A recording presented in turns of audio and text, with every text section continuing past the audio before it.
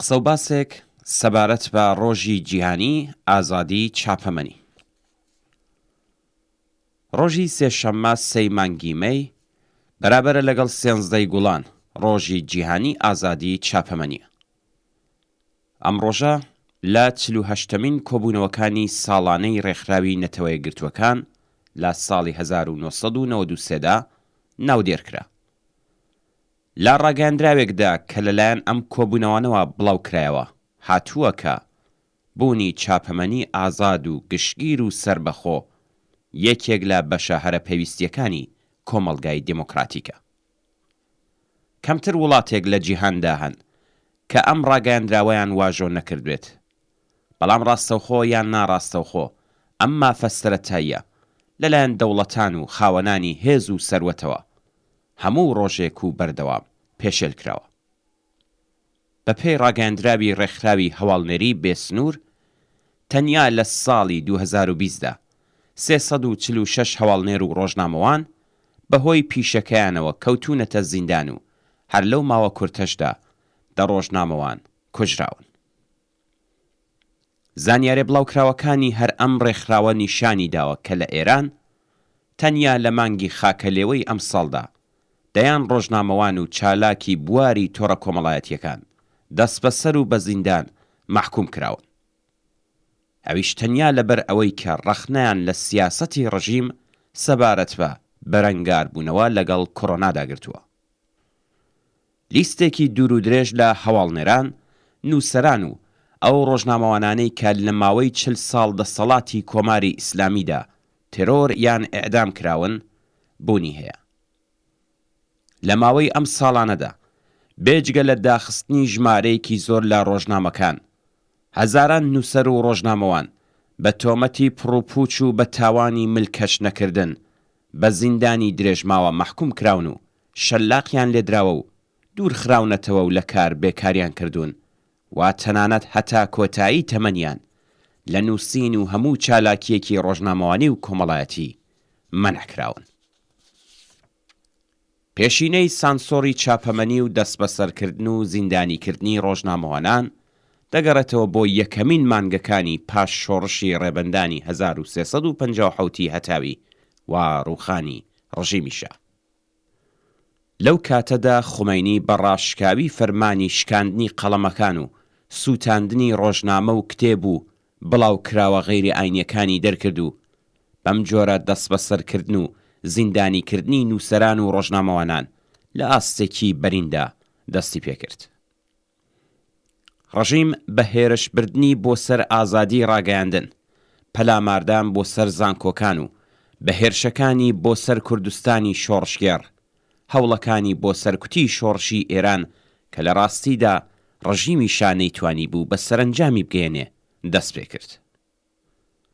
لەو کاتەوە بەرەو ئەملا پێ بەپێی سەرکوتی خەباتی ئازادی خوازانەی خەڵک، ئێران بوو بە زیندانێکی گەورە بۆ ڕۆژنامەوانانی کۆمونیست، ئازادی خواز، سربەخۆ و پێشکەوت و خواز و بەرەبەرە و لەگەڵ سەقامگیربوونی دەسەڵاتی ڕژیمی ئیسلامی گوشار و بربەستەکانیش بە یاسا دەرهاتن.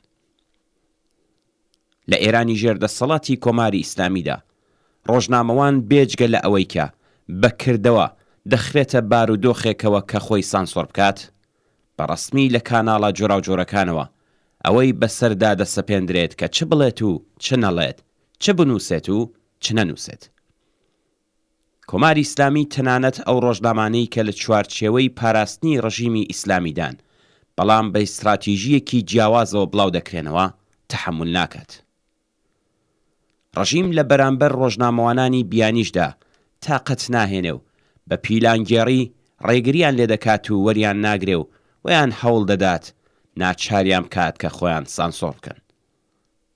کەم نین ئەو ڕۆژنامەوانە بیانیانەی کە پەروەندە سازیان بۆ کراوە و بەسیخوڕی و دەخاڵەت لە کاروباری ناوخۆیی و هاندانی خەڵک دەست بە دەسەڵات و گەندەڵی ئەخلاقی تۆمەتبار کراون. لە ماوەی ساڵانی ڕابردوودا ژمارەیەک لە ڕۆژنامەوانان لە پێناو وەرگرتنی پوان لە دەوڵەتەکانیان بە بارمتە گیراون و بەبێ هیچ هۆکارێک ساڵانێک لە تەمەنی خۆیان لە زیندانەکانی کۆماری ئیسلامیدا بەسەر بردووە. لە ناو کۆماری ئیسلامیدا هەموو جۆر ئاشکراکردن و لە قاودانی دزی کاربەدەستانی پلە بەرزی دەسەڵات بە تایبەت ئاخوندەکان و بەرپرسە ئەمنی و نظامیەکان بە تاوان لە قەڵەم دەدرێ. نیشاندانی وێنەی جنایەتەکانی هێزە نظامی و پاسدار و بەسیجیەکان تاوانە. لە قاودانی گەندەڵی ئەخلاقی ئاخوندەکان شکاندنی حرێمی ئیسلامی پێناسە دەکرێت. ئامادەکردنی هەواڵ لە ناڕەزایەتی و خەباتی جەماوەری بە تاوان لە قەڵەم دەدرێ. نووسین سەبارەت بە بێکاری و هەژاری بە مانای تێکدانی ئاسایشی گشتیە. باسکردن لە ستەمی داسەپا و بەسەر نەتەوەکانی ئێران جیای خوازیە. نیشاندانی بێحیجابی و وێنەی وەرزشی ژنان دەستڕێژیە بۆ سەردابوو نەریتی گشتی سوکایەتی بەڕێبەر هەوڵدان دژ بە ئەمنیەتی ملیە. هەڵبەت هەر کام لەو نمونانەی کە باسییان لێکرا بە پێی یاساکانی کۆماری ئیسلامی سزایان بەدواوەیە و کەسانی بەناو خەتاکار پێویستە دەست بەسەر و ئەشکەنجە بکرێن، پێویستە لە بواری کۆمەڵایەتیەوە بێبەری و بێکار بکرێن، چیتر مافی ڕۆژنامەوانیان نەبێت و پێویستە ئیمتیازی ڕۆژنامەکەشیان هەڵوەشێتەوە. هەموو ئەم بەناو تاوانانش حکمی زیندان و ئەشکەنجە و ئێعدامیان بەدواوەیە. کۆماری ئیسلامی بەنیازە هەموو ڕستە و وێنەی ڕۆژنامەکان لە خزمەتمانەوەی ڕژیم و ستایشی وەلایەتی فەقیە و بەهێزکردنی کۆنەپەرستی ئیسلامی دابن. لە ڕاستیدا سەرڕای هەموو ئەم گوشارانە بۆ سەر چاپەمەنی و میدیاکان ئەمڕۆکە بابەتی ئاگادارکردنەوە و ڕەسواکردنی کۆماری ئیسلامی و سیاسەتەکانی بە شێوەی جۆراوجۆر لە کۆمەلگادا لە جەریاندایە و ڕژیم نەیتوانیوە بە هەڕەشە و ئەشکەنجە و زیندان بەربە بڵاوبوونەوەی هەواڵی جنایەت و تاڵانکاری و قێزەوەنکاریەکانی کاربەدەستانی ڕژیم بگرێت و ئەم ڕژیمە زیاتر لە هەموو کاتێک ڕسوا بووە.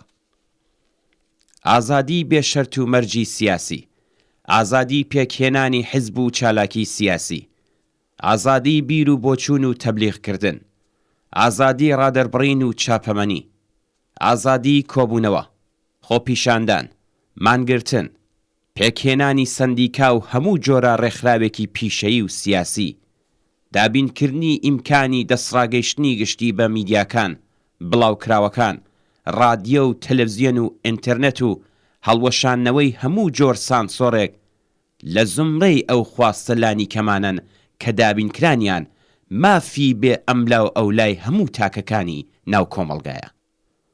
بێگومان ئەم ئازادیانە داخوازی گشت کۆمەڵگان، بەڵام دابینکردنی ئەم خواستە گشتی و کۆمەڵایەتیانە بەبێ خەباتی پەیگیر و ڕێکخراو دەستەبەر نابن.